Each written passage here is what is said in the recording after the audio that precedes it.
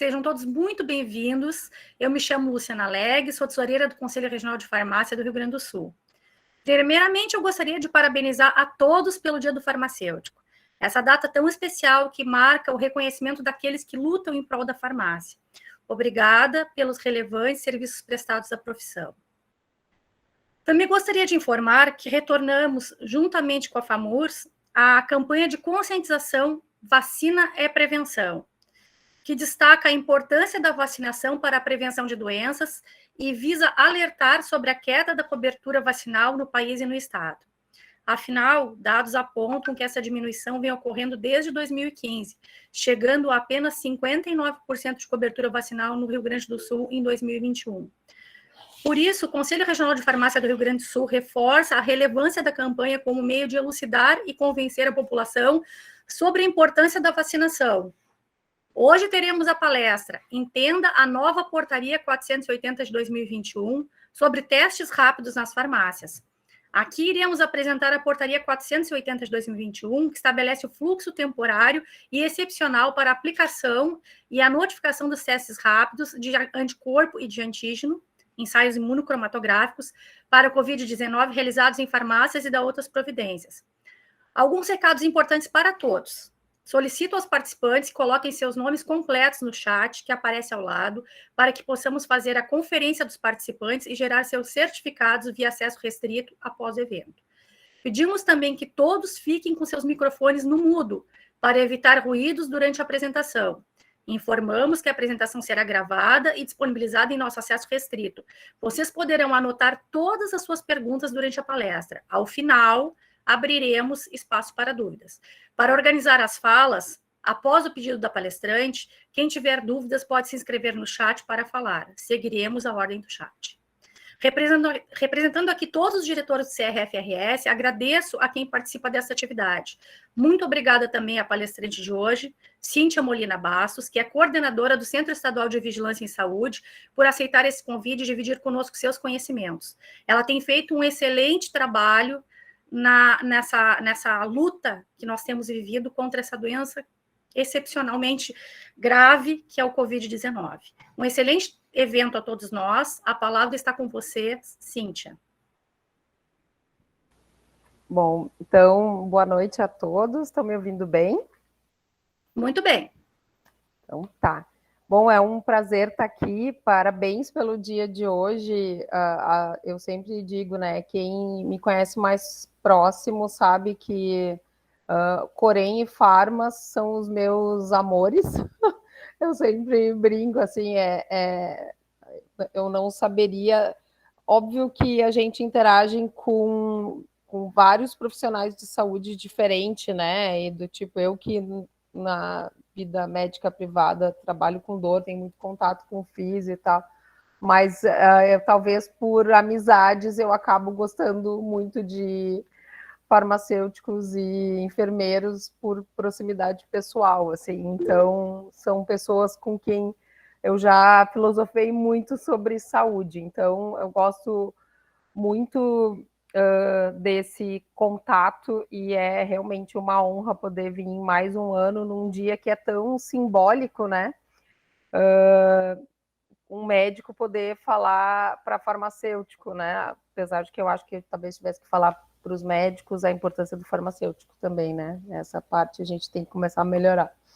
Mas, então, até eu recebi o tema da portaria, estou até com ela aberta aqui, mas uma coisa que eu até combinei da gente falar um pouco o papel da vigilância, porque entre as questões que eu tenho notado que acontece e que deve envolver farmacêuticos por regra, tem sido, por exemplo, questões de notificação em relação a farmácias privadas, e acaba que o responsável sempre é um farmacêutico, né, e sempre deve cair no colo.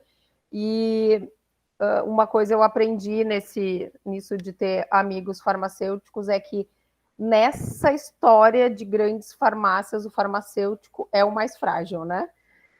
E o servidor que está lá, ele é literalmente o mais frágil. Então, algumas questões que podem auxiliar a questão da execução profissional mesmo na prática, inclusive onde procurar ajuda para algumas situações que talvez para proprietários, administradores, quem está fazendo gestão, seja um investimento descabido, uma regra imbecil, coisas do tipo, e que na prática, muitas vezes, elas estão ali no papel para tentar proteger o profissional que está trabalhando e as pessoas que vão buscar algum tipo de atendimento ou de medicamento. Isso.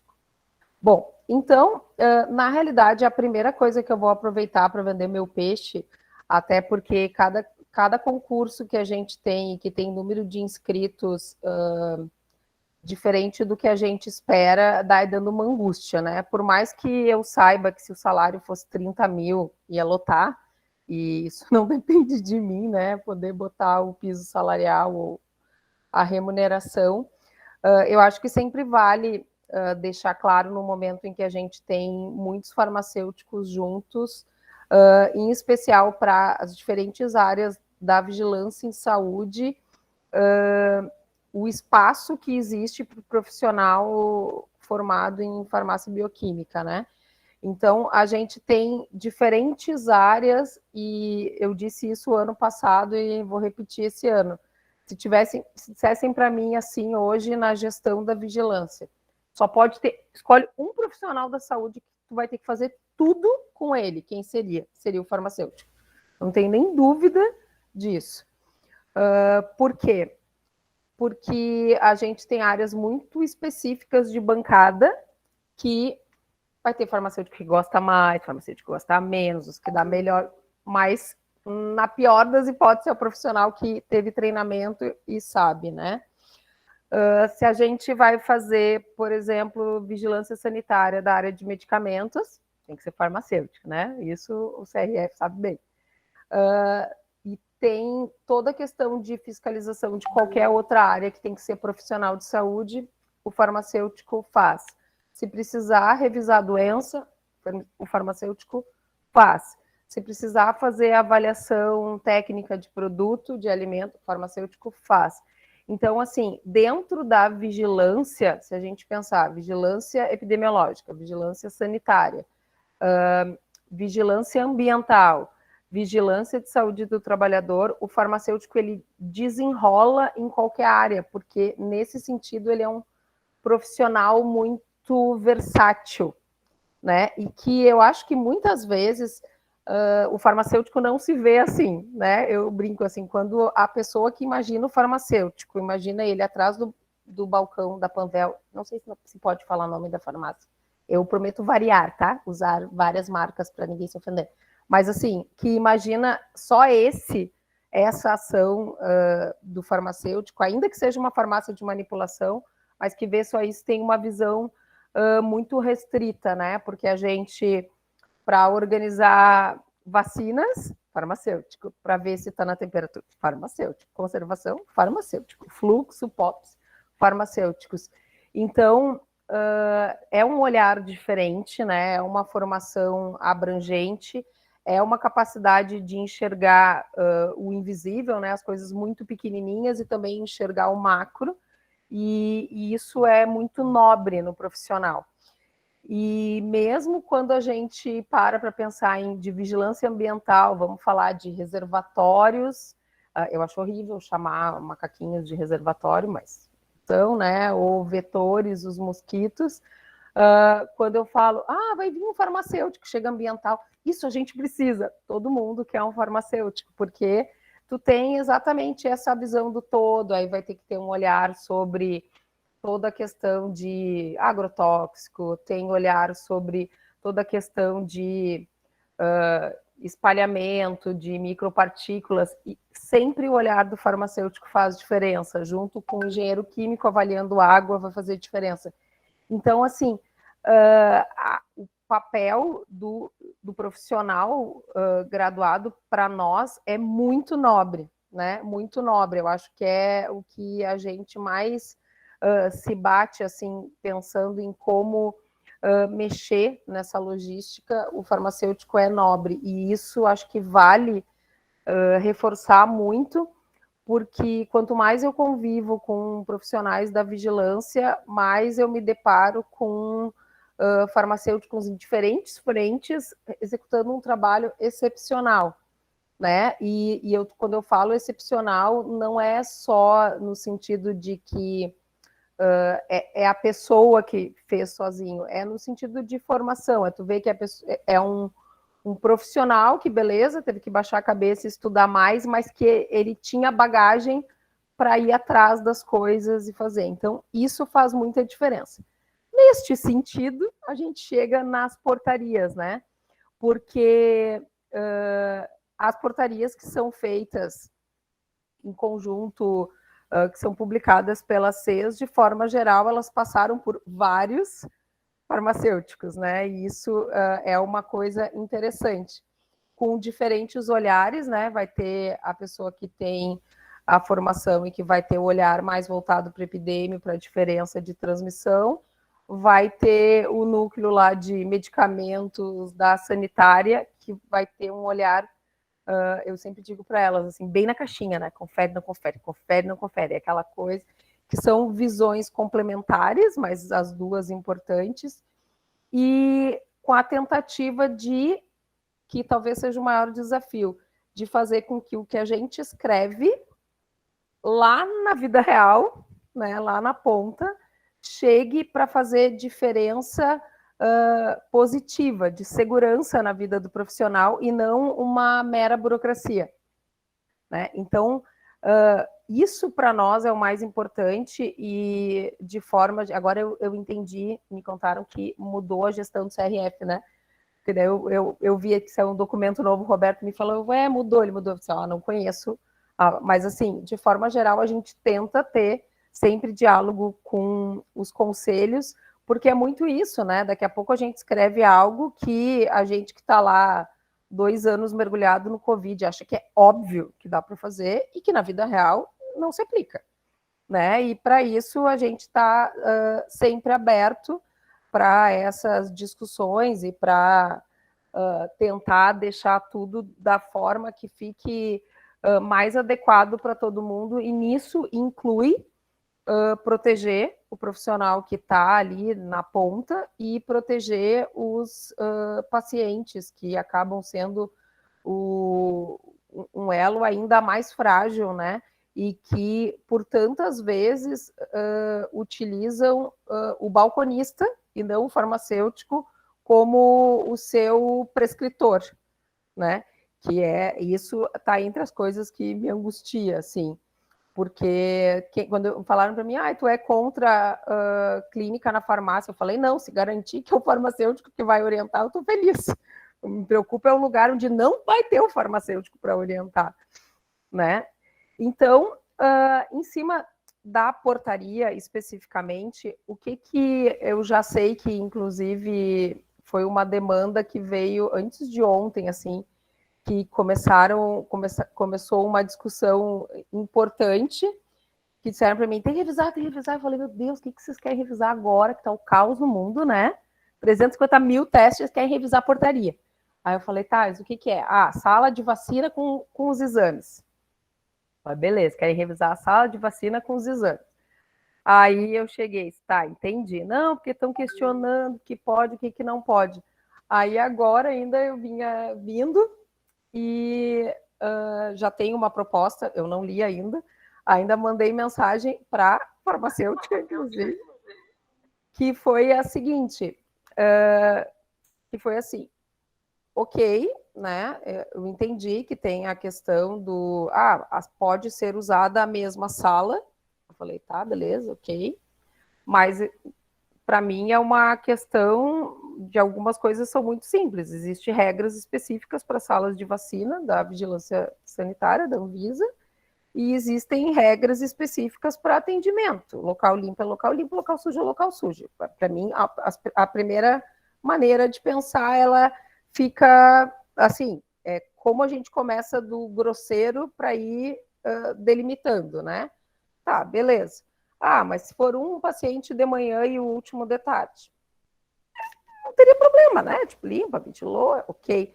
Aí vem a coisa assim, isso que eu acho que são sempre as coisas, e vem o papel da vigilância. Pensando em saúde do trabalhador, isso protege mais o farmacêutico ou protege menos? Isso protege mais o paciente ou protege menos? Existe o risco de colocar o doente com o saudável presos no mesmo ambiente, sim ou não, né? Quem são as pessoas?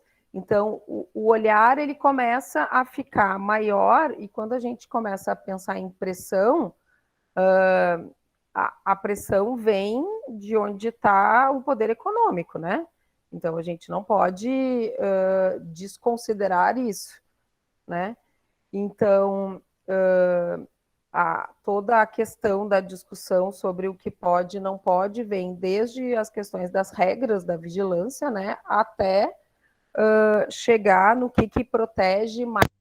E se a gente está garantindo coisas que nem sempre a gente garante, né? Que é, por exemplo, notificação adequada, separação de pessoas na fila, orientação de tempo de isolamento. Essa é a queixa que eu mais recebo, né? Saí da farmácia com exame positivo e ninguém me orientou nada, né? Porque dar o papel não é orientar. Diga-se médicos que dão receitas sem orientar. Isso vocês sabem bem, né? Chega um paciente com papel, não sabe o que está escrito, não sabe qual é o remédio, não sabe o que fazer e chega lá na farmácia, inclusive. Então, na realidade, é só para já essa resposta eu já digo para vocês, essa semana já está se revisando as dúvidas que vieram entre sala de vacina e coleta de exame, né? Porque existem regras bem específicas para salas e clínicas de vacina, talvez até porte de cada coisa sejam situações que aos poucos a gente tenha que ver, né? O que é considerado possível, o que é temporário, o que vai virar permanente, porque a Covid fez isso, né? A gente começou a abrir várias exceções para tudo, né? Exceção para regras de leito de UTI, exceção de regras de locais para se fazer determinados procedimentos, e aí agora a gente precisa retomar e disso identificar o que é viável e que pode, ok, e o que a longo prazo pode ou não gerar prejuízo. E é em cima disso agora que vai se olhar. De forma geral, isso sempre passa por se olhar como é fora do país. Eu ainda não acho que as pessoas estão maduras para ter paracetamol no supermercado, né? Mas nós estamos quase desse jeito já. Mas não sei se o Brasil está indo por esse caminho. Bom, então, na realidade, assim, em relação à portaria 480, teve algumas questões que para nós elas eram muito importantes num primeiro momento, né? A gente nunca teve nenhuma questão em relação à coleta do exame na farmácia. Quais eram os nossos receios? A gente queria que fosse coletado pelo farmacêutico, que ele fosse treinado para paramentar e desparamentar, que é o que consta ali, e a preocupação que eu acho que é a mais importante, e que isso é um olhar que a sanitária tem, é que as nossas farmácias, elas são climatizadas, né? Elas não têm troca de ar. E aí, quem trabalha na área e sabe bem a diferença, consegue enxergar no split um veneno, né? Muito diferente da gente que enxerga um split e diz, obrigado, vai ficar fresquinho. Então, esse é um olhar que muda, né? E então, assim, fique bem claro, estou falando da farmácia, mas nós temos UTI que tem split, que é uma coisa que me dá mais nervoso, podem acreditar.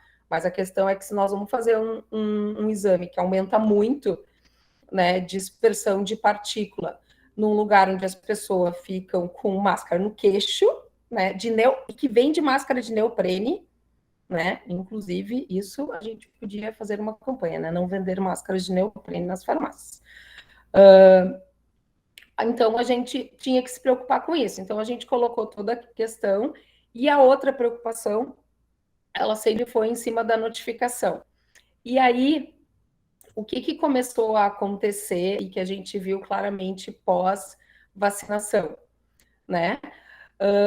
Primeiro, teve um movimento que eu acho que ele foi de, talvez, assim, baixa qualidade técnica em relação a um estímulo da solicitação de exames, né, de anticorpo pós-vacina. E em alguns momentos esses exames estavam sendo notificados como casos. E isso para nós era um problema, porque vocês imaginem que para a gente, vigilância, que só recebe o dado, a gente recebe um positivo. Mas ele era, na real, um anticorpo pós-vacina reagente.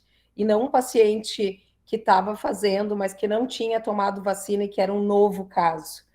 E isso começou a gerar problema também. Então, mais uma vez, vamos fazer o quê? Ou nota técnica ou portaria, para que essas falhas não aconteçam. E muitas vezes, a identificação desses atos vem de profissionais, né?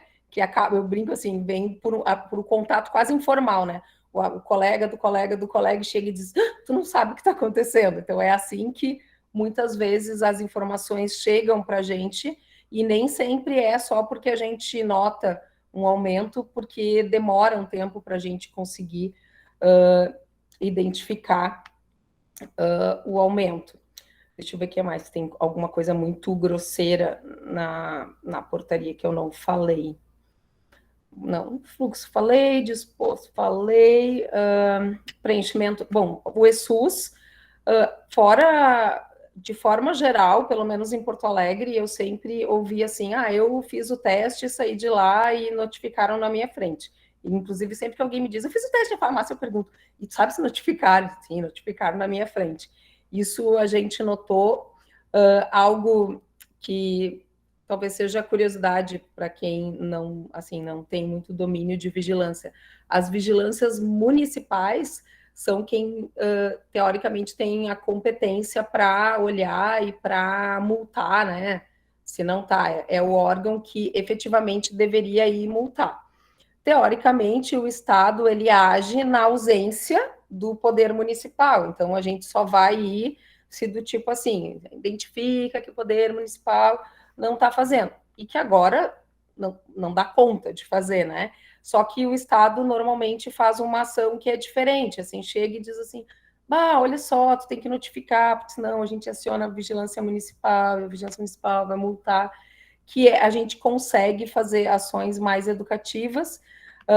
Inclusive, teve uma ação, acho que no litoral, que foi muito legal, assim, chamaram uma rede de farmácias, explicaram, e dali em diante as notificações aconteceram, e deu hiper certo, assim, com o grupo. Então, assim, de forma geral, o objetivo dessa portaria foi regulamentar uma ação que está sendo feita e tentar diminuir o risco de situações que se considera que, num contexto de uma disseminação viral, poderia ser prejudicial. E aí regulamenta questões específicas de vigilância, né? Que fica de forma geral ali, entre a vigilância epidemiológica e os cuidados sanitários. E parte da nossa preocupação é tentar minimizar o risco, considerando essa realidade, né? Salas pequenas para atendimento, sem janela, climatizadas, não ventiladas, profissionais que muitas vezes estão sobrecarregados, com muitas horas, que pode aumentar erro, e erros, nesses casos, podem significar contaminação. Então, assim, de forma geral é isso. Essa foi uma portaria especificamente que passou por um olhar de vários farmacêuticos, vários mesmo, e é assim que a gente normalmente trabalha, assim, sempre abertos para escutar críticas, inclusive até me coloco à disposição agora para escutar e ouvir a opinião de vocês sobre essas questões das vacinas, que eu sei que está na onda, porque já quando eu brinco assim, quando as demandas chegam por mais de um caminho em locais muito diferentes, é porque chegou a hora que nem filho, quando já foi pedir para a avó o brinquedo, sabe? É a hora que você tem que parar e dar atenção, porque tem que resolver. Então, fico à disposição para a gente trocar mais e eu falar menos, se vocês concordarem. Cíntia, eu gostei muito de te escutar. Tá? Eu trabalho na saúde pública, tá? Já fui diretora da Vigilância Sanitária aqui do município de Santa Rosa, e me deixa muito feliz saber que a tua opinião, estando à frente da SEVES hoje, é dessa pluralidade do farmacêutico, dessa relevância dele no serviço de vigilância em saúde, e eu vou te fazer um questionamento que não tem muito a ver com este assunto, mas que eu acho muito importante, de repente, para a gente começar a ter uma abertura, uma conversa. A legislação, ela fala que somente um farmacêutico pode fiscalizar um estabelecimento farmacêutico. Aqui no Rio Grande do Sul nós temos uma CIB, já bastante antiga, que permite que profissionais de nível médio fiscalizem drogarias, não farmácias com manipulação, mas drogarias. Muitas drogarias têm realizado testes rápidos, têm aplicado vacinas, e isso muda o status desse estabelecimento. Ele deixou de ser baixa complexidade, ele passou a ser pelo menos média complexidade, né? Se a gente não for considerar alta até, né? Agora com a realização dos testes rápidos. Então, assim, eu te peço para a gente repensar essa CIB, né? Porque uma parte do problema que vocês estão vivenciando, e quando tu diz que o Estado acaba tendo que se suplementar ao município quando ele não desenvolve a atividade de vigilância que ele deveria desenvolver, pode estar muito relacionada à ausência do profissional adequado na fiscalização, né? E isso deve dificultar muito o trabalho de vocês, deve trazer muitos transtornos, porque às vezes vocês não têm uma referência. Esse problema que ocorreu no litoral, o Roberto Schneider trouxe para o conselho, né? Nós prontamente tivemos uma atitude, e que bom ter esse teu feedback, que foi uma atitude efetiva, né? Porque o ESUS notifica, ele não nos traz, nós que estamos no município, relatórios muito gerenciais, né? Então a gente não consegue ver muito o resultado da inserção do CRF. Opa, desculpa meu cachorro.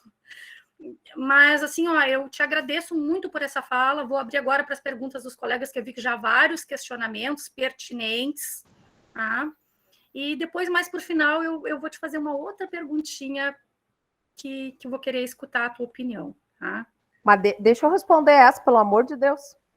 Essa eu preciso, faço questão. Bom, vou contar para vocês. Eu sou um perigo, porque eu brinco assim, é a única vantagem de... Eu só tenho uma salvação, eu não minto, que se eu mentisse eu ia me enrolar muito. Mas assim, ó, eu, enquanto gestão, tá, já tenho pronto o documento que, para ser fiscal de vigilância em saúde, inclusive eu tiro o sanitário, porque eu, sinceramente, eu acredito que no futuro, isso que acontece no município de um para epidemia, um para isso, um para aquilo, equipe de cada um não vai rolar, vai ter que, assim, ó, ser todo mundo. Esse dia eu estava falando que a Tati, que é a farmacêutica do SEAD, saiu de férias, e eu disse, a gente precisa de equipe volante, sabe, que nem tem na Panvel. A gente, óbvio, Panvel de novo, na Droga Raia, a gente precisa disso, porque um tem que conseguir sair de férias, e a gente tem que saber como é que funciona, para pelo menos... E o que a gente tem de problema disso, tá? Tem uma resistência muito grande, porque hoje o Centro Estadual de Vigilância tem 65% dos servidores com nível médio. Quando eu cheguei ali, eu disse, Jesus, né? São pessoas que algumas coisas estão ali há muitos anos, pessoas muitas hiperabertas para atualizar, outras menos, em fase de aposentadoria, fora os sem que se aposentaram. Só que ser fiscal não tem concurso para fiscal, né? Ele é um ato designado por portaria e que não tem gratificação financeira, diferente do auditor, diferente do regulador, muito diferente do regulador médico, muito, tá? Então, tá chegando num momento que eu escuto assim, me coloca no laboratório, porque no laboratório tem insalubridade, tem risco de vida, é melhor do que ser fiscal, porque eu ganho menos para ser fiscal. Então, tem algumas questões importantes, mas a gente, gestão, e a gente tem comprado muitas brigas por isso, é que seja fiscal de vigilância em saúde e que seja exclusivo para nível superior. Muito pela fala do ar-condicionado, sabe? para umas pessoas vai ser split. Para quem tem a visão do todo, olha e enxerga a Covid voando. Doutora, entraram alguns questionamentos aqui pelo chat. O Reginaldo colocou assim: quais as penalidades previstas para estabelecimentos que não notificarem?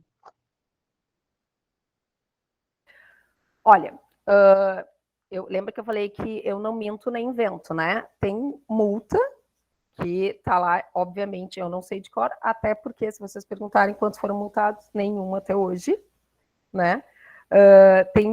Mas existe, assim, multa financeira. Se tá? eu posso te ajudar, a multa mínima da vigilância sanitária era R$2.000. Ah, não, mas tem a multa só para Covid específica no decreto do governador, fora essa.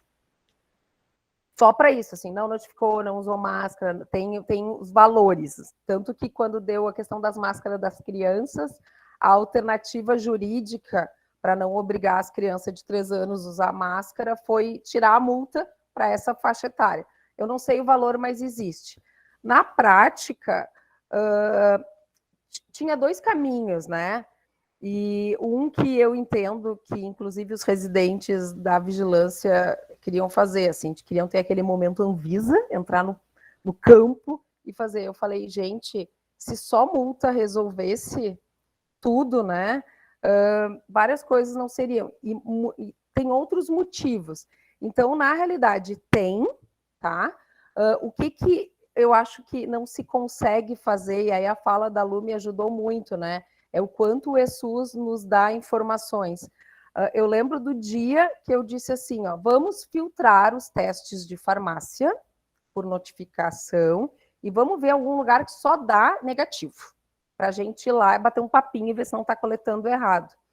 A dificuldade que a gente tem para ter acesso a essa informação, no sentido de base de dados que vem suja, que permite resposta errada, ela é muito ruim, porque os sistemas eles foram mal modelados, né? Foi um sistema que ele não foi pensado, ele não, na maioria das vezes, ele não bloqueia a entrada absurda, né? Então a gente tem pessoa de 200 anos nos sistemas, então não tem, existe, não se faz, mas aí tem sempre uma coisa boa, né? Faz a conversinha, tu identificou, aí a partir do momento que tu não tem uma resposta, é mais fácil aplicar uma multa.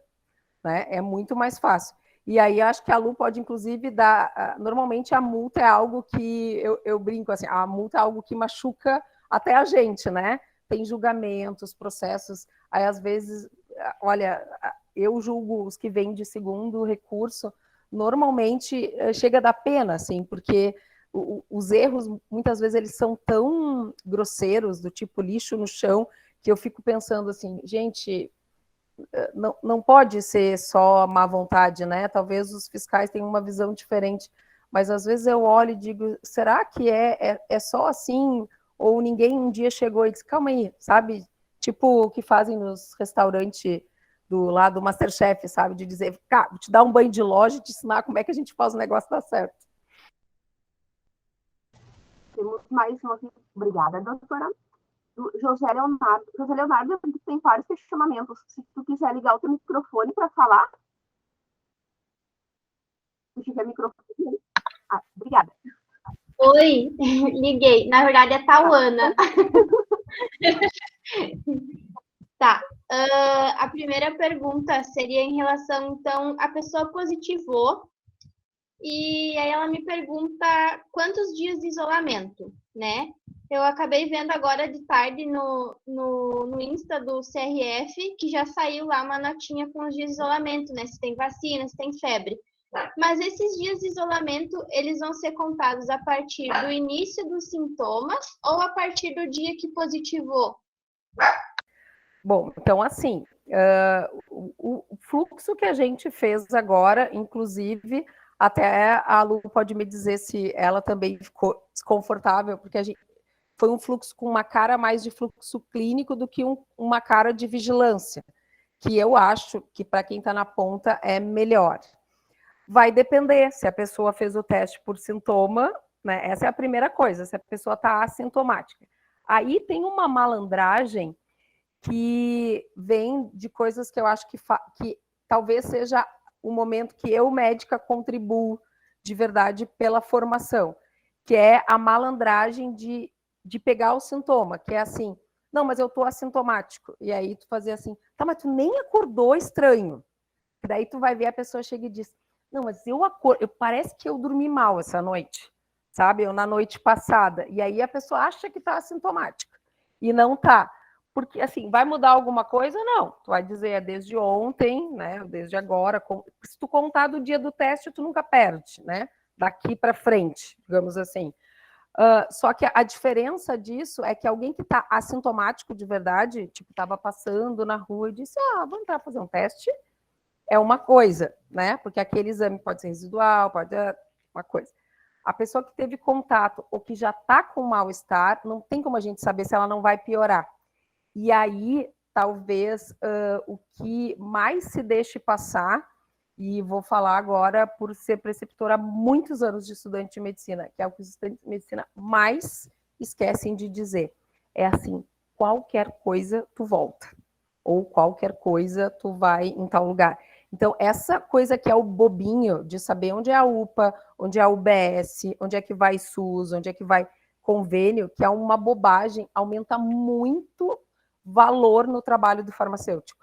Porque o cara que está lá, que sabe que a Unimed, o Mãe de Deus, tem otorrino no pronto atendimento, ele está um passinho na frente, no sentido de conseguir orientar melhor o profissional, que sabe que a UBS tal atende demanda espontânea. Então, são detalhes. Mas se tu contar 5, 7 dias, tu pode contar do dia do teste, na dúvida, sempre para mais, né? Ficar na dúvida, será que não é um assintomático? Se tu der 7 dias, tu erra menos. A ideia é sempre prejudicar o menos a pessoa. Pode fazer teu próximo questionamento, se quiser ligar o teu microfone. Tá bom. E agora também está tendo muito caso positivo de pessoas que ainda não têm a terceira dose e que estão para fazer agora em janeiro a terceira dose.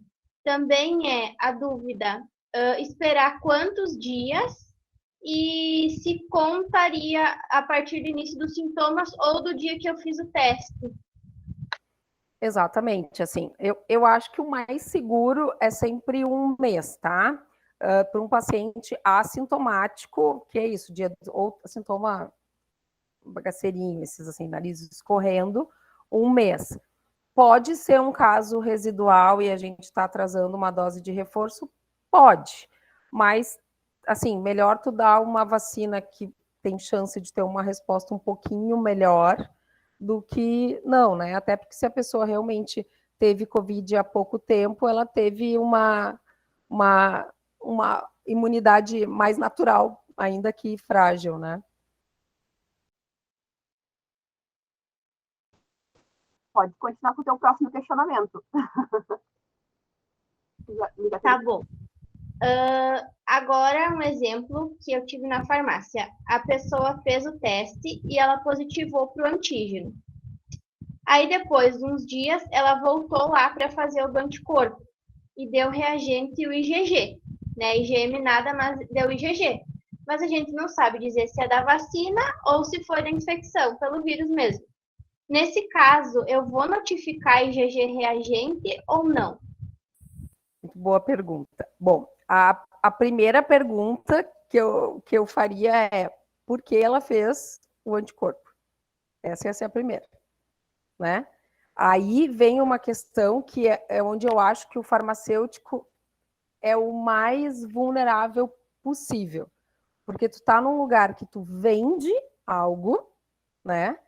Uma pessoa tá te dizendo que quer comprar algo que não tem nenhum benefício e vocês devem ficar entre a cruz e a caldeirinha. Quando a gente tenta fazer fluxo e dizer assim, não tem indicação, é um pouco para dar respaldo para essa fala, né?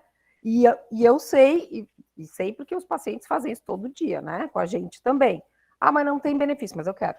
Não, mas eu pago. É sempre assim, né? Então, assim, o notificar não precisa, porque com certeza, a ideia da notificação é assim, ó. A ideia da notificação é a gente contar quantas pessoas adoeceram. Ela foi notificada no teste de antígeno, essa doença já foi contada. Ok, foi tu mesmo que notificou, tu tá tranquila em relação a isso. Todo o problema é que é o que tem atrás dessa busca pelo IgG. Essa paciente, ela quer o seguinte, tá? E o IgG não dá isso para ela. Ela quer dizer assim, ó, eu tô de boas na lagoa, vou sair, fazer o que eu quiser e ó, tá garantido. E não tá, porque a vacina não garante isso, né? Porque a imunidade natural não garante isso.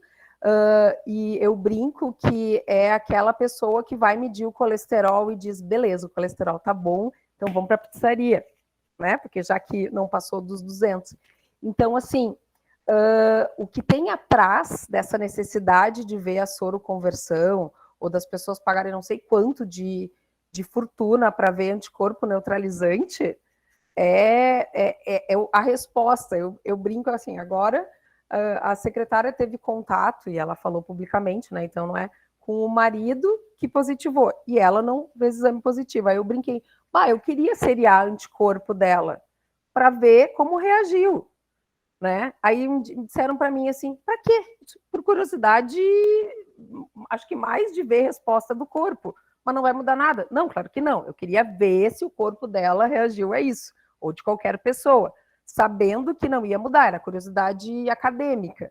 Então, assim, essa paciente que vem, quando vocês identificarem, não tem como fugir de vender, ok, paciência, né? Cada um gasta o dinheiro onde quer, mas eu acho que o que mais ela te diz é isso, né? Bom, então tu tá dizendo que eu tô protegida.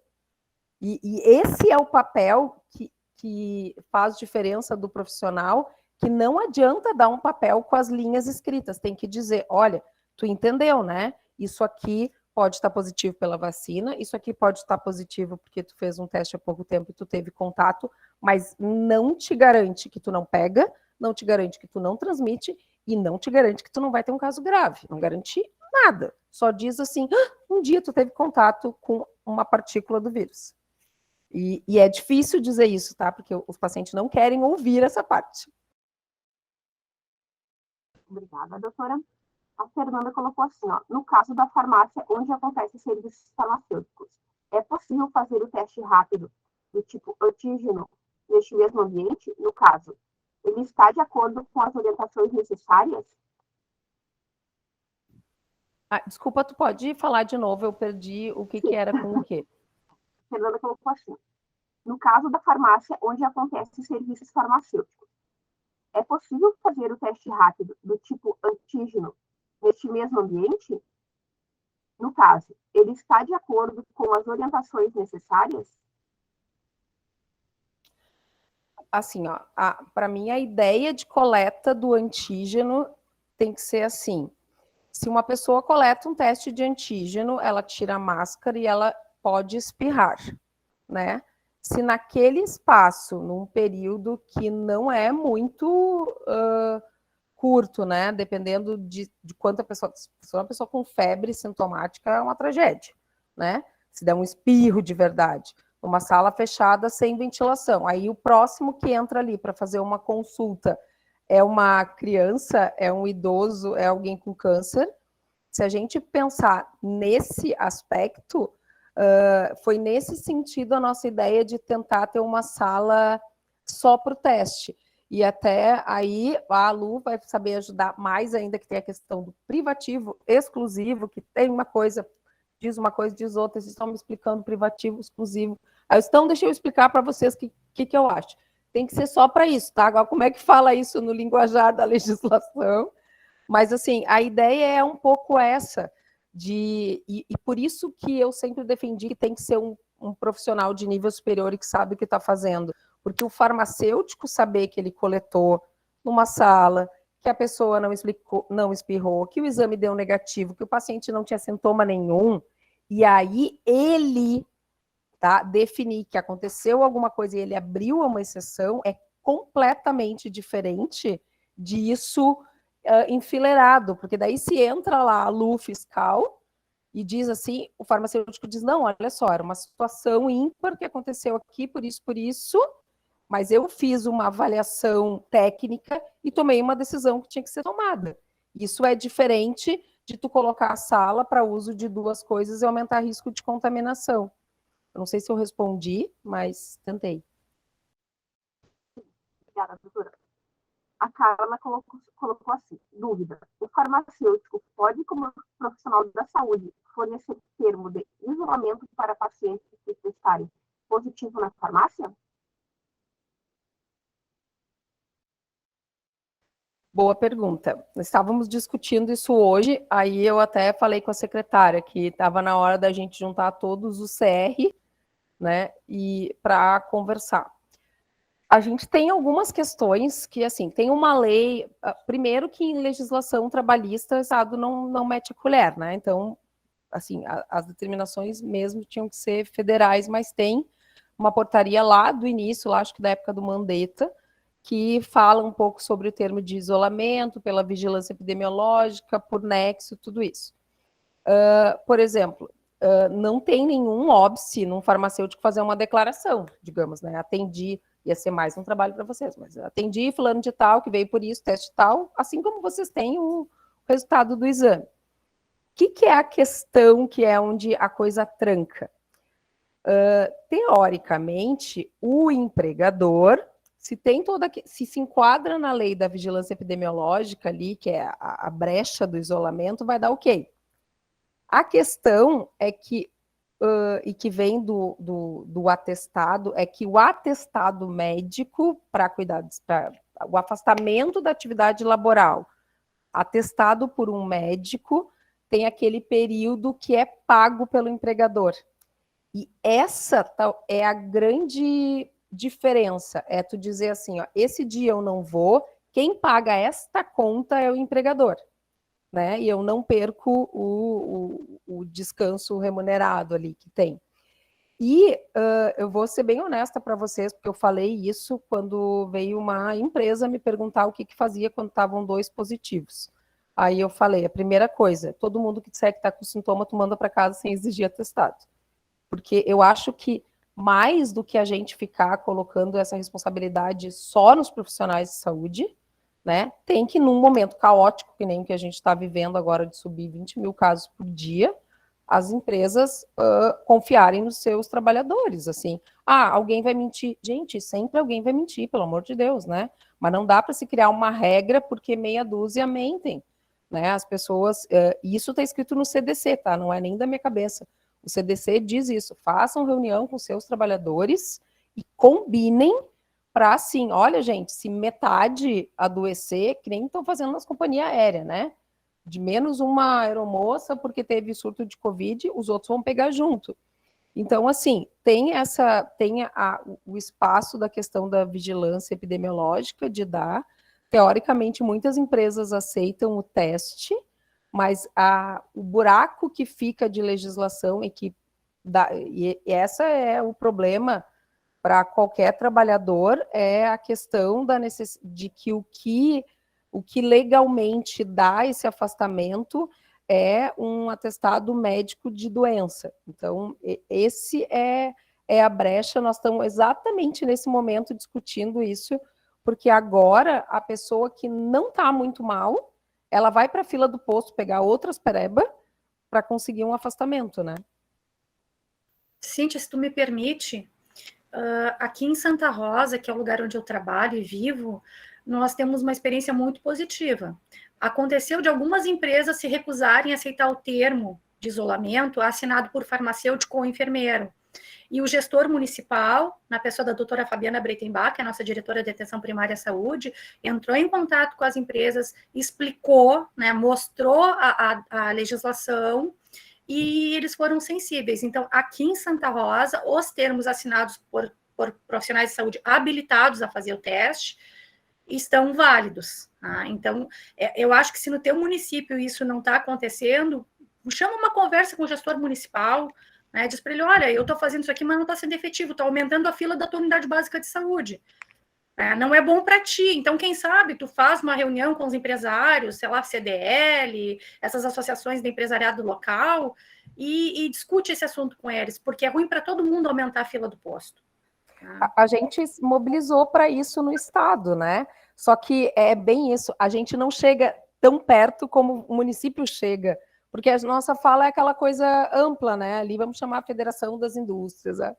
Mas eu concordo plenamente contigo, assim, esse trabalho que parece de formiguinha, em loco, ele é muito efetivo, muito efetivo. Obrigada, doutora. A Lone, Lone, se tu conseguir ligar o teu microfone, eu vi que tem mais questionamentos, daí tu pode fazer. Ligar o microfone. Eu posso ler aqui. Tá, eu vou lendo aqui. Então, poderíamos realizar vacinas no calendário com horário marcado? De repente, realizar as vacinas antes dos atendimentos ou no final da tarde? Olha, eu sempre digo assim, vou dar a minha opinião CPF, tá? E não é a opinião da vigilância, é a minha opinião Cíntia. Se hoje alguém dissesse para mim, tu tem o poder, eu ia chegar e dizer assim, senhor dono da farmácia, designa unidades para vacina e unidades para exames. Porque eu, sinceramente, eu acho uma bagunça, assim. Na minha visão, sala de vacina é a sala que tu não pode trocar a fralda do bebê, tá? Por mais que eu acho um porre, todas as vezes que eu quis trocar e não deixaram, tá? Me lembro que eu fico muito indignada por causa disso, que eu pensava que o cocô limpinho do bebê, sem nascido, mas ok. Então, eu tenho alguma dificuldade com isso. E eu, aí, além de tudo, eu acho que tem toda uma questão que a gente está vivendo de vacina agora, neste momento do mundo, que a gente tem que cada vez mais colocar as vacinas num lugar elitizado no sentido de valorizado, sabe? De ter espaço para isso, de ter tempo para isso, de ter calma para isso, de mostrar a validade, de ensinar as pessoas a reconhecer o frasco. E eu acho que isso, e aí, lembrem disso, né? Minha opinião, pessoa física. Se tu tem uma rede de farmácias que acha que vale investir nisso, então, beleza, monta esse espaço, treina e cria unidades que vão ser referência nisso. Essa é a minha opinião pessoal, tá em discussão dentro da vigilância. Eu não li, que bom, eu não estou nem tendenciosa, porque eu não sei o que as gurias escreveram, mas eu realmente, eu acho muito difícil fazer as duas coisas, mesmo em unidade de saúde, e eu sou médica de família, então, assim, mesmo na unidade de saúde, quem está na sala de vacina, está na sala de vacina. Então, a vacina não pode ser só mais um medicamento. Eu acho que a coisa, sabe, tipo assim, da vacina da gripe, da diclofenaco, eu tenho alguma angústia em relação a isso. Até gostaria de ouvir a opinião de vocês, farmacêuticos, assim, é importante. Obrigada, doutora. A Lone comentou ali que não conseguiu abrir o microfone, sem problema. Mais uma pergunta aqui, Lone. Eu estou acostumada com esse sistema que a sala de vacina é exclusiva para vacinação, né? E concordo contigo, porque tu não tem como garantir que aquele ambiente está apto a estar aplicando vacina. Daqui a pouco tu está aplicando uma vacina e está contaminando uma pessoa, né? Então, ao invés de estar distribuindo saúde, está distribuindo doença. Então, a sala de vacinação, ela tem que ser um ambiente limpinho. Mais um questionamento aqui, Lone. Mais uma pergunta. Na farmácia tem um técnico em enfermagem. Por que não liberar a esse profissional a realização dos testes sob nossa fiscalização?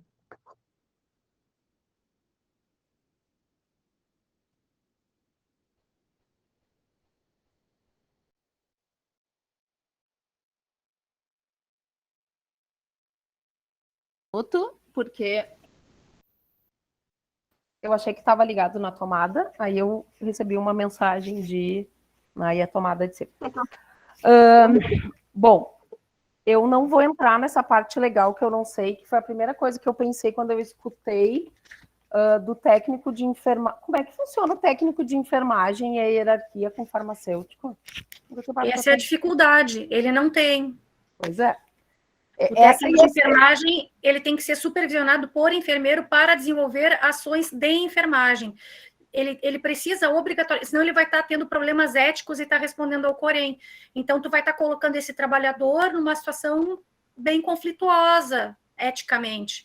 O técnico de enfermagem, ele só pode trabalhar como técnico de enfermagem sob a supervisão de um enfermeiro. Essa ia ser a minha primeira colocação, é porque que tem um técnico de enfermagem sem um enfermeiro. Aí até foi bom a fala da Lu, porque meu raciocínio não pareceu tão absurdo. Bom, eu acho que tem uma questão, tá? Eu não tenho a menor ideia de como é que está a vida real. Eu realmente acho que qualquer pessoa treinada hoje em dia coleta teste, né? Lembrando, eu sempre dou esse exemplo, existe relato na literatura de numa coleta fazer uma lesão que veio líquor, né? Só para a gente não deixar, não colocar como vagabundinho coletar teste de antígeno. Então, essa é uma questão. A outra, que eu acho assim, ó, quando a pandemia começou lá em março, no clínicas, só médico coletava. Então, assim, ó, porque se tinha aquela coisa assim, calma, o tempo de treinar, o paramentar, o desparamentar, se a gente abrir para profissionais de nível médio, com supervisão ou técnico, não importa, eu acho que uma coisa, e eu não tenho noção daí da formação do profissional farmacêutico para esse olhar, a responsabilidade é do nível superior. Então, assim, se a pessoa se contaminar, foi mal treinada. E me parece que, pelo menos eu, se estivesse trabalhando, é mais uma responsabilidade. Talvez tu saia de algo que, num primeiro momento, se olha como operacional, né, no sentido de que parece repetindo, mas na minha visão de formação médica, algumas coisas você só eu, entende? Então, a ideia na minha cabeça, assim, a minha reação natural é assim, isso que sou só eu é porque tem mais risco, então sou eu que faço. Então, eu acho que essa é a primeira questão, né? A partir do momento que a gente tem suaves mais finos, que não sei o que, talvez realmente diminua, tem saliva. Agora, tenho dúvidas sobre essa questão e eu não sei como é que fica isso daí de supervisão desses profissionais mais técnicos. É que eu acho assim, a gente saiu de uma enfermagem que foi, entre aspas, enfermeza há muito tempo, né? As enfermeiras, elas eram burocratas, né? E quem botava a mão na massa era o técnico, para fazer um caminho que hoje as enfermeiras cada vez mais botam a mão na massa, a gente tem enfermeiras muito mais clínicas, muito mais de atendimento direto. Nesse sentido, às vezes, a sensação que eu tenho é que a gente cada vez mais vai ter os profissionais de nível superior executando essas situações, ou vai para a questão das autocoletas, que é um caminho que a gente está indo, que, por sinal, eu li o texto da Anvisa e fiquei nervosa quando me falaram que ia ser mais uma coisa para as farmácias, que eu falei, meu Deus, vai ser um caos. Mas tudo bem. Obrigada, doutora. A Jéssica Martins, eu vi que tem alguns questionamentos aqui, se conseguir ligar o microfone para falar. Não me avisa aqui no chat que não tem. Eu vou passando.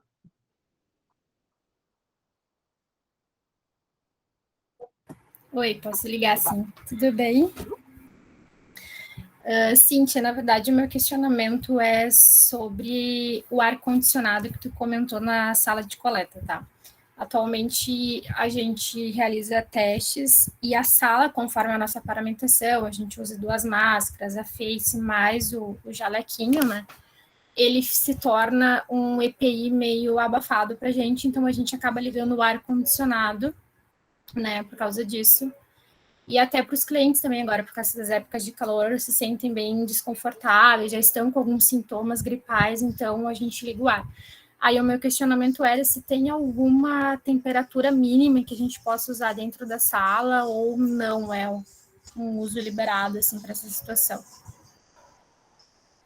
Pois é.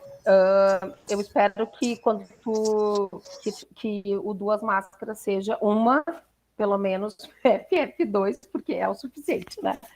Mas, assim, ar-condicionado, né? Foi o que eu falei, ele é um climatizador, né? Não é muito fácil trocar os filtros aí, não tem como transformar um split num ar fácil.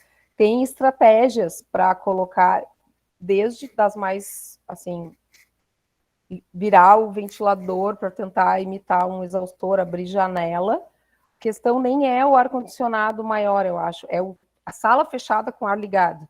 Então, assim, é pelo menos tentar a janela. E a outra coisa que eu acho essencial, em especial no mundo privado, as regras existem para chegar e dizer, olha, nessa farmácia não dá. E isso a gente sabe que não acontece, né? Eu não sei como é que é Santa Rosa, mas assim, e com esse caos que está agora das pessoas procurando muito, talvez em algumas situações, e eu não estou sugerindo que façam isso nas farmácias privadas, mas sendo honesta, assim, né? Talvez fosse mais seguro botar uma cadeira no meio da rua, né? Assim, do que em lugares fechados.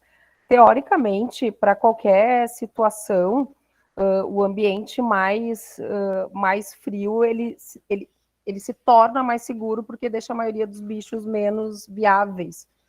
Mas eu não sei se faz grande diferença. A ideia é um pouco de conforto, né? Térmico, tu tá cheio de roupa, com máscara, suando, mas o importante é circular o ar. Liga no que precisa, mas bota ventilação fora o split. O importante é lembrar assim, o split me dá conforto térmico e não troca o ar, sabe? Fechado na sala com split não é ventilado. E isso a gente precisa ter claro. Certo. Nossa sala também tem o exaustor, né? Ela é toda certinha.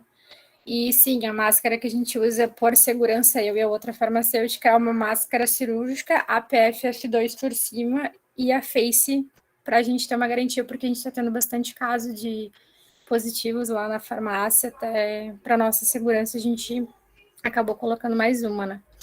E a minha outro questionamento era em relação ao teste, sobre os pacientes que positivaram. Alguns estão retornando após 7 dias ou até mesmo 10 dias de isolamento. Eles fazem a repetição do teste para fazer a liberação para voltar para o trabalho. E alguns ainda aparece no teste a reação, né? Aparece o teste positivo.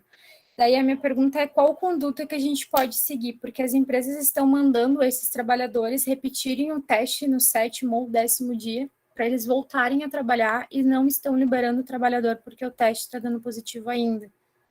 Tá. Bom, eu não vou aguentar, tá? Mas eu ainda acho que dá para usar só a PFF2. Lembrem, a gente tem profissional na UTI intubando só com a PFF2. O risco de contaminar é tirar e botar. Talvez mais seguro seja botar, não façam isso, vocês vão morrer de calor, mas assim, é mais seguro botar a PFF2 às 7 da manhã e tirar 1 da tarde do que botar uma máscara cirúrgica embaixo de uma PFF2, porque provavelmente vai tirar o poder de fixar mesmo, assim, de criar o vácuozinho. Bom, teoricamente, um paciente que melhorou de sintomas, que não tem sintoma residual, ele não precisa fazer o teste. Isso a gente tem várias notas escritas. Tem um artigo japonês que eu até falei numa entrevista da RBS, mas eu cheguei à conclusão de que eu vou conversar com a Melanie. Se vocês não conhecem a Melanie, vale a pena. A Melanie é uma biomédica bem novinha, escreve no Twitter, assim, ela é uma querida mimosa, e os alunos lá da Unicinos dizem que ela é a melhor tradutora de bioquímica que tem. Porque tem um artigo japonês que mostra a relação entre tu ter o exame positivo, o teste de antígeno positivo e a cultura do vírus. E tu ter o exame positivo não significa estar contaminando. E, na realidade, essa está entre as conversinhas ali, como a Lu falou, né? É pegar lugares pontuais, empresas que a gente sabe que fazem isso, e chamar para conversar. E dizer assim, olha, não tem sentido. Porque o fato do exame estar no início, lá em março, no Clínicas, se fazia isso com todos os servidores, em março do outro ano, né? Em todos os servidores. Aí teve uma paciente que eu acho que é uma servidora, uma funcionária, ficou acho que 4 meses positivando. A gente tinha pena já de coletar dela. E aí, com o passar do tempo, foi se vendo isso desse RNA persistente que algumas pessoas fazem e que nem se tem clareza se é porque mantém alguma replicação pulmonar, nem se sabe direito, mas a princípio tu acha o RNA do vírus, mas aquela partícula ali tem cada vez menos chance de estar contaminando. Então, assim, teve um positivo uma semana, 10 dias, e não tem sintoma, não teve febre, não tem cansaço, a princípio não teria problema nenhum. A minha sugestão, se vocês têm dificuldade, é tentar conversa ou conversar com a empresa, se não der, talvez seja a hora da gente unir os conselhos de classe, vigilância do estado, vigilância do município, e chamar para reforçar isso, né? A gente tem a nota de afastamento, tem orientação, dá para vocês usarem. E aí a gente vai trancar naquela coisa de que vai ter dono de empresa que vai continuar batendo pé e pronto, né? O que eu sempre acho perigoso é que, assim, nós vamos começar a ter lesão de corneto, nós vamos começar a ter problemas com isso, é uma questão de tempo. Tem gente, assim, absurdamente fazendo coletas, né? Daqui a pouco vai aparecer, porque... Posso fazer uma pergunta? Eu fiz um atendimento ontem que eu fiquei sem saber qual resposta dar. Tá? Uma mãe que amamenta um bebezinho com menos de 6 meses, e ela me perguntou, positivou, né? Positivou. Eu posso continuar amamentando? Eu não soube responder. Eu gostaria que tu me ajudasse a ter essa resposta. Bah, eu vou te contar uma história que tu nunca mais vai esquecer na tua vida. Se a mãe tiver com varicela ativa e amamentar, em especial exclusivo, o nenê não pega. Porque o leite passa o anticorpo puro. E claro, é assim, tu mantém amamentado, pede para ela lavar a mão, pede para botar a máscara, mas a princípio vai passar IgA e a criança vai estar protegida. Só vale a vírgula é assim, né? O aleitamento materno exclusivo. Se dá um SNAN perdido, a criança vai fazer um quadro mais leve, mas vai. É assim, ó.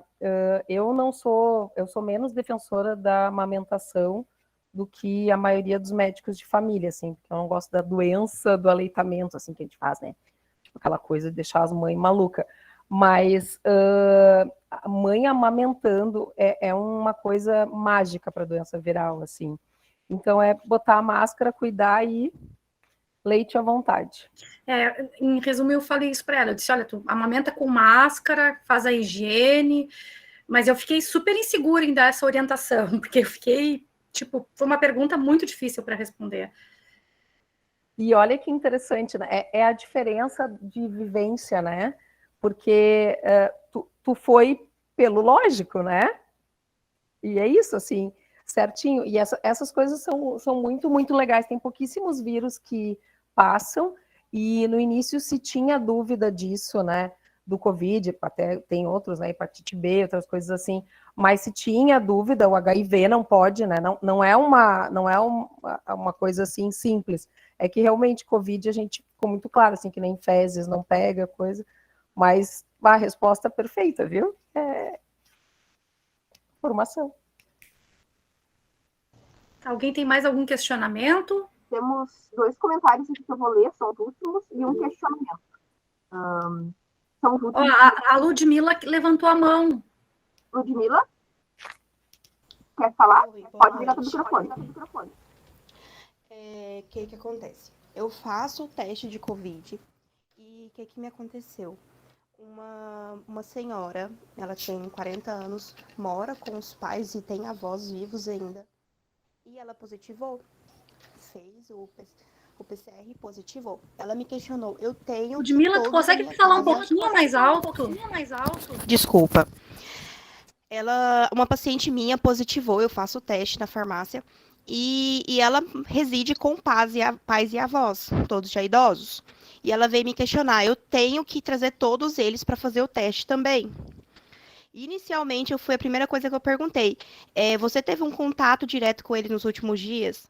Ela falou, sim, eu moro com eles, a gente tem as refeições todo mundo junto. Falei, eles estão apresentando sintomas? Ela, não, eles não estão apresentando sintomas. Falei, olha, fica a critério seu. Só que fica aquela dúvida, né?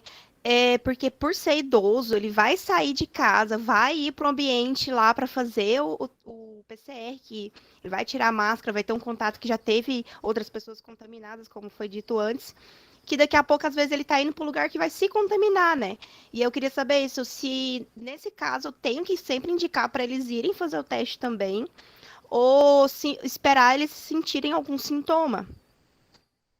Bah, assim, a tua pergunta foi excepcional, porque eu acho que, assim, a gente tem momentos e momentos, né? Agora nós estamos com essa variante nova, mais rápida, uma coisa maluca, né? Ir em qualquer lugar aumenta risco e a gente vai estar expondo. Então, o que eu faria para essa pessoa? Acho que a primeira coisa é assim, a gente tem certeza que ela está com doença ativa, sabe? No tipo, ela começou com sintoma, é um caso novo, não tem chance dela ter pego Covid e tá só com um resquício de RNA. Aí era o orientar, né? Olha, dorme longe, e isso não é orientação formal, mas a gente tem que fazer o vida real, né? Vida real as pessoas não conseguem ficar no seu quarto com ar-condicionado separado, mas então, dorme o mais separado possível e come separado. Usa máscara dentro de casa, né? Eu acho que essa é a primeira coisa. A segunda presta atenção nos sintomas. Aí, talvez, a grande dificuldade seria que num idoso, porque dela tem 40 e tem avós vivos, então nós vamos estar falando do nonagenário, no idoso, por exemplo, alteração de ciclo de sono pode ser o primeiro sintoma. Então, pode ser a insônia. E aí, agitou de noite, né? Tá estranho. Então, que são as coisas mais difíceis. Mas esse detalhe está nas notas, porque tem assim, em idosos, se alterar, mudar a sonolência. O que eu acho desse caso específico? Eu ia orientar não ir, eu acho que eu não ia dizer até o critério, eu ia dizer, a senhora não venha, não sei que coisa diferente, e explicar isso. Porque vindo, eles nesse momento têm risco. Agora, se a gente parar para pensar, por exemplo, lá em, sei lá, setembro, nós estava em outro momento, concordam? A gente não estava lotado de Covid, se eles fossem até a farmácia, eles não iriam se contaminar, né? E aí teria uma vantagem, se ela mora com 4 pessoas e a gente testasse todo mundo, poderia separar eles, né? Porque o que acontece se a gente não testa ninguém, né? Separa ela e deixa os 4 juntos e faz vigilância de sintoma, que eu acho que nesse momento é hiper adequado. Em outro momento, talvez desse para se tentar assim, não, olha, vamos testar para ver se separa, já que 2 dormem num quarto, 2 dormem no outro. São casos bem diferentes. A resposta padrão hoje, pela nota técnica, foi a tua, não precisa. Só que eu só estou, na real, complementando, Ludmila, muito mais, eu acho que para, inclusive, vocês, assim, verem como tem algumas coisas que dá para a gente individualizar no contexto e dar uma resposta hiper adequada para a pessoa, né? Que é dizer assim, olha, beleza, tu mora com teus pais e com teus avós, eles convivem? Ah, não, os pais dormem juntos, os avós dormem juntos. Não, era um momento que se eles puderem comer separados, talvez fosse interessante, né? Porque talvez ela tenha contaminado uma dupla e não o outro casal. E que são coisas que, quanto mais tu vai pegando da doença, tu fala, e que na vida real nem os médicos falam, né? Esse tipo de orientação, assim, de detalhar. Talvez médico de família, que conhece logística familiar, vá pensar, mas eu achei a tua orientação bem, e acho, a única coisa era assim, lembra que vindo aqui tem um risco, porque é bem essa decisão que a família tem que ter, porque se a mãe dela lá, com 50 anos, vai ter uma crise de ansiedade, ter falta de ar, porque acha que está com Covid e não fez o teste, talvez ela tenha que fazer o teste para conseguir dormir, sabe? Mas ela vai estar correndo o risco de se contaminar, e isso são coisas que a gente decide bem individualmente, mas achei que a tua resposta foi extremamente adequada para a realidade atual, inclusive. Obrigada, doutora. Eu vou passar, então, os 2 últimos comentários aqui da noite, para a gente não ultrapassar também muito do horário. E tem mais um questionamento. Eu vou falar primeiro os 2 comentários, tá? A Yasmin colocou assim: doutora, venho realizando testes e na positivação, quando o paciente retorna com 5 dias de atestado, na maioria das vezes dá positiva. Esse é o primeiro. Da Olívia. Uma argentina foi lesionada e está com um processo contra o Estado, porque teve uma infecção e ela perdeu parte da cartilagem do nariz. Da segunda. Essa eu não sabia, mas processo contra quem, vocês sabem? Me manda, por favor, inbox. Olha, eu tenho que acumular, mas é que isso é importante, porque eu vejo todo mundo dizer, qualquer um, autocoleta, faz, não precisa treinar, e é só questão de tempo. Deixa eu ver. Se tu quiser falar sobre essa questão aí da Argentina, pode falar. Esse caso da Argentina, boa noite para todos, felicitações pelo nosso dia, né? Meu nome é Olívia, eu moro no Uruguai atualmente, e aqui a gente vê muita notícia tanto da Argentina quanto do Uruguai. E eu vi numa notificação, assim, que uma argentina fez como se chama? Esse teste, e ela foi lesionada, e agora está indo contra o governo argentino porque essa lesão ocasionou provavelmente uma infecção, e essa infecção fez com que ela perdesse cartilagem do nariz. Então ela está precisando de uma cirurgia e está com um processo contra o governo da Argentina. Não sei se para todo mundo é claro, é que, desculpa, porque deve ter farmacêutico que atua em hospital, mas assim, cartilagem é a maior bucha que existe, né? Apesar de todo mundo adorar enfiar piercing em tudo que é lugar, é um problema. Então eu brinco aqui, lesão aqui é muito ruim, porque é uma infecção que é pior de tratar do que a osteomielite. E as pessoas às vezes não têm essa sensibilidade, né? Que uma celulite aqui é muito ruim. É por isso que os vasos celular que tem que tirar aqui, os plásticos tiram bem rapidinho, porque enquanto está na pele, ok, depois é um inferno.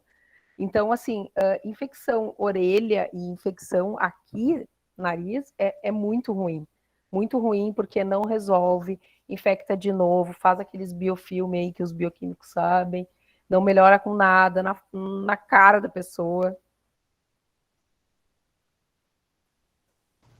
Vou passar aqui o último questionamento da noite. Acredito que já tenha sido respondido antes, mas tem um questionamentinho ali no final. A Grace colocou assim: o termo de isolamento que emitimos serve de atestado ou o paciente precisa ir até o atendimento médico para solicitar um atestado para entregar ao emprego? E podemos emitir atestado? Essas perguntas têm bastante difícil, né?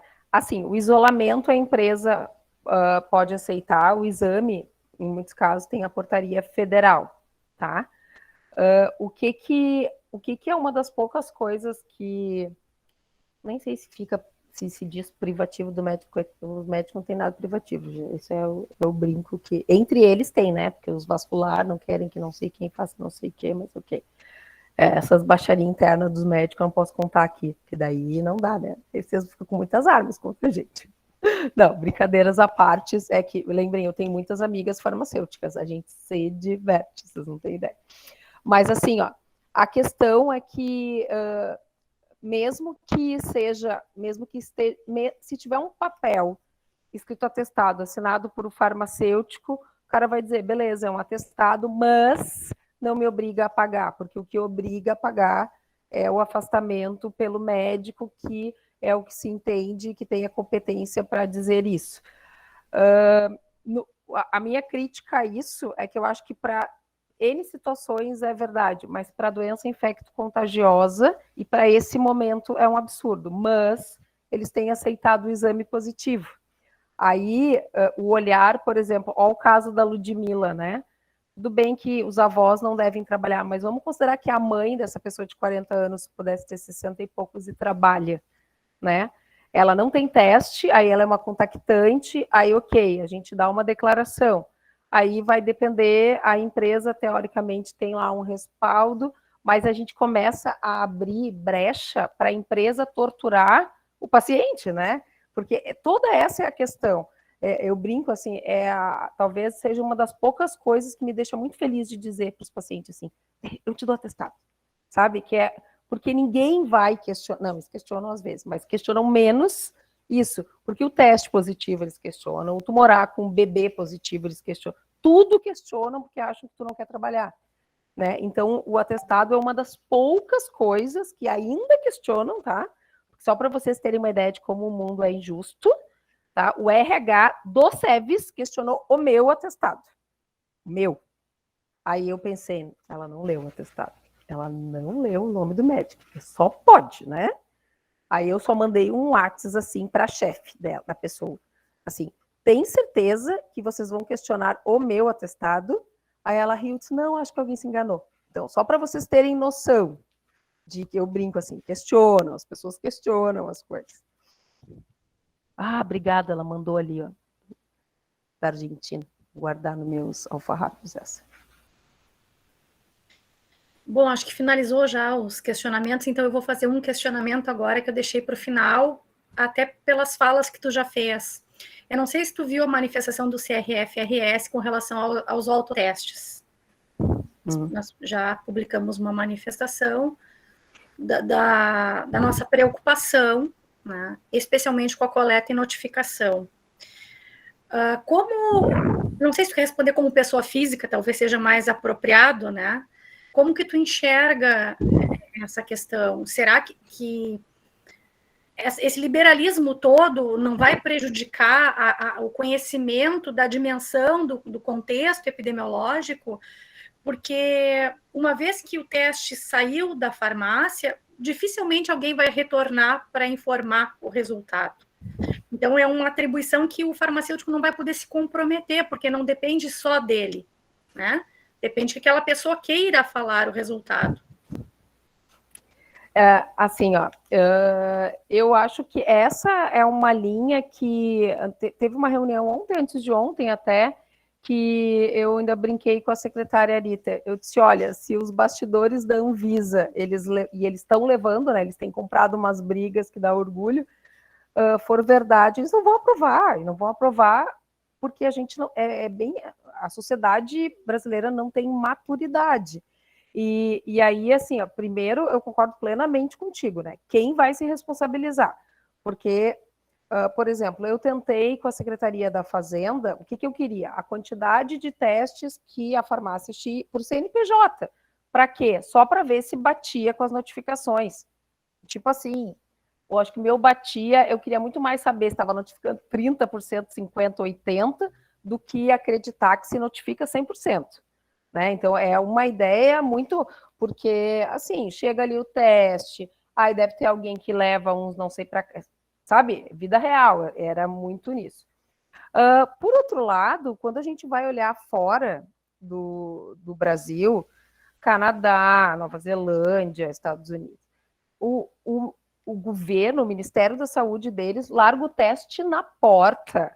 Tu manda uma foto, eles te ligam para saber se tu tá em casa. A gente começou bem, né? Começou com o TeleSUS, que era um robozinho que te ligava e tu dava os sintomas. Mas começou com o Mandetta fazendo live para se ter uma pessoa de referência que quando dissesse para casa, as pessoas iriam. E quando tu dissesse pode trabalhar, as pessoas iriam. E tudo se desconstruiu, né?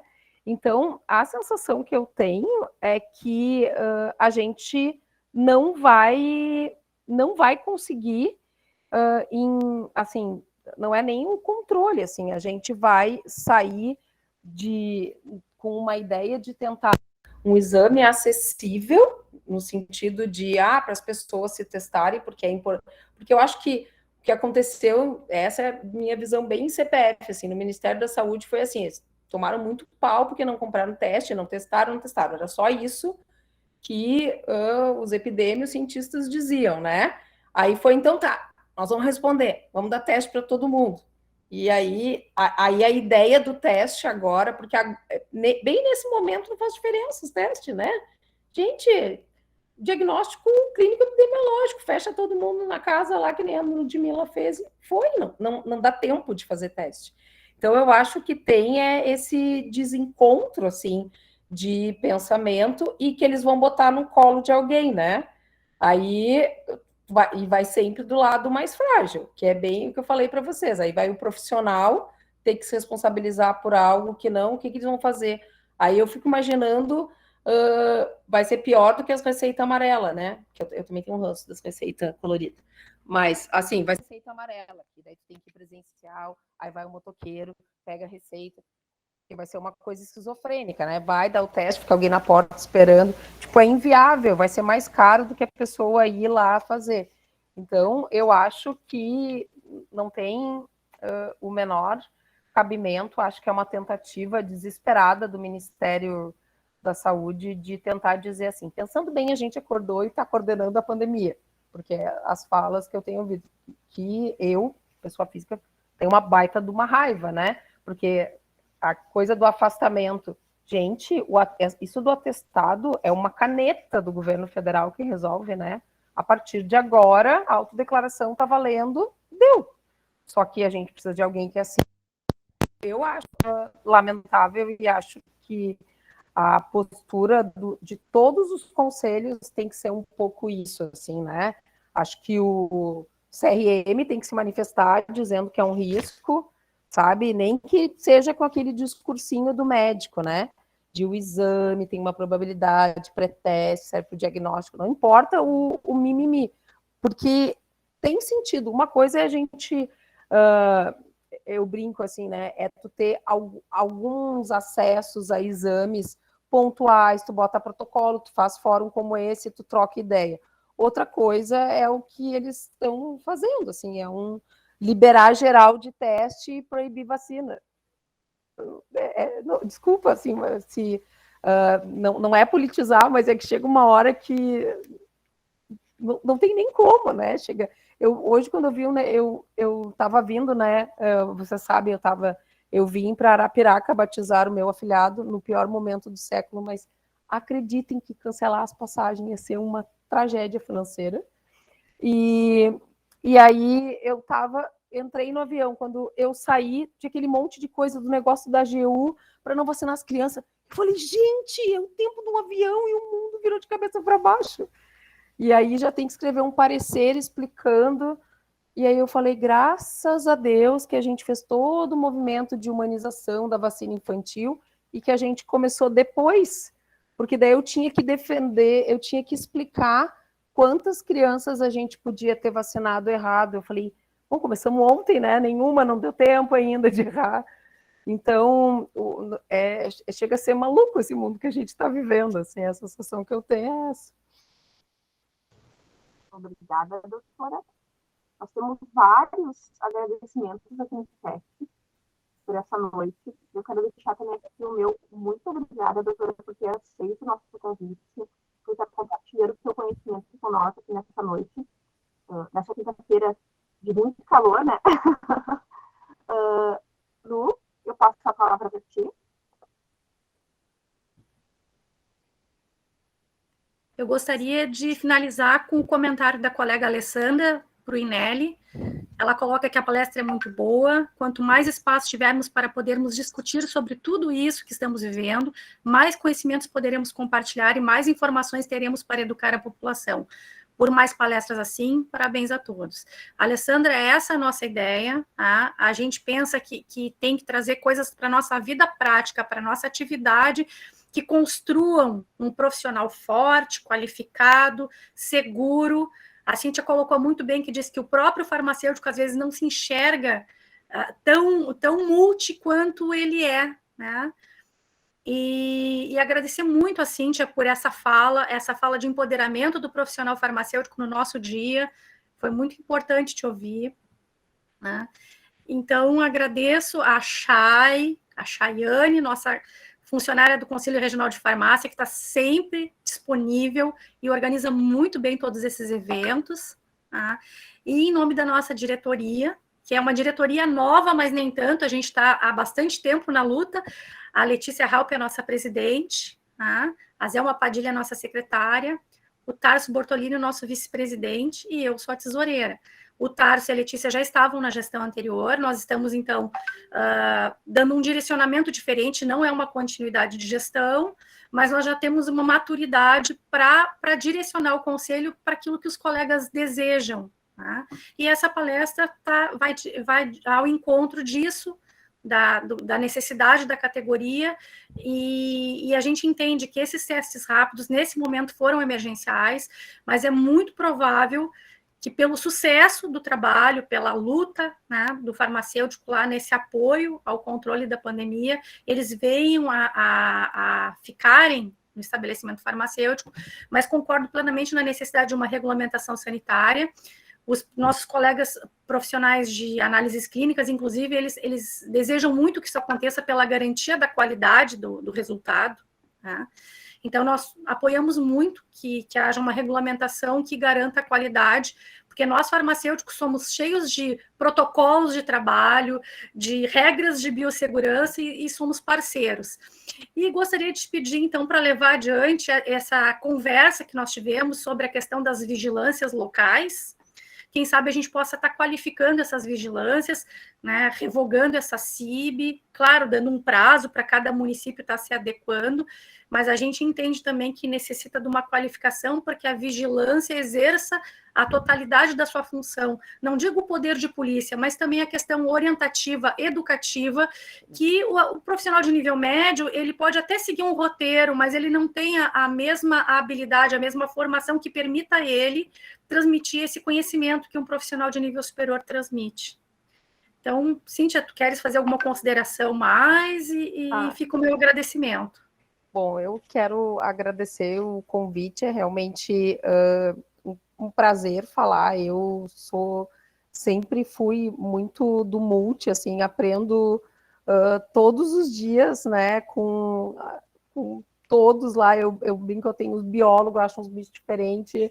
O que é isso? Me explica o que é. Então, acredito muito nisso, em especial em relação à vigilância. Eu acho que chegou um momento, e talvez esteja passando o momento da gente chamar todos os conselhos, né, para chegar e dizer assim, olha, já que dizer que vai aumentar a vigilância não elege ninguém, então nós vamos começar a exigir um grupo mínimo na vigilância municipal, né? Quando um colega meu hoje mandou, tem uma coisa que ficou errado no fluxo, aí eu ri e disse para ele, é que eu sou o único olhar médico da vigilância do Estado, né?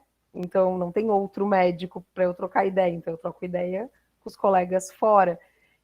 Então, é um pouco do que a gente precisa, né? É valorizar mais, pagar melhor para que a gente tenha fiscal fazendo atividade educativa, que não vá receber propina, não que isso seja, mas faz diferença, né? As pessoas mais, e talvez os conselhos, e ouvindo tu falar, foi a primeira vez que eu pensei nisso, eu nunca tinha pensado.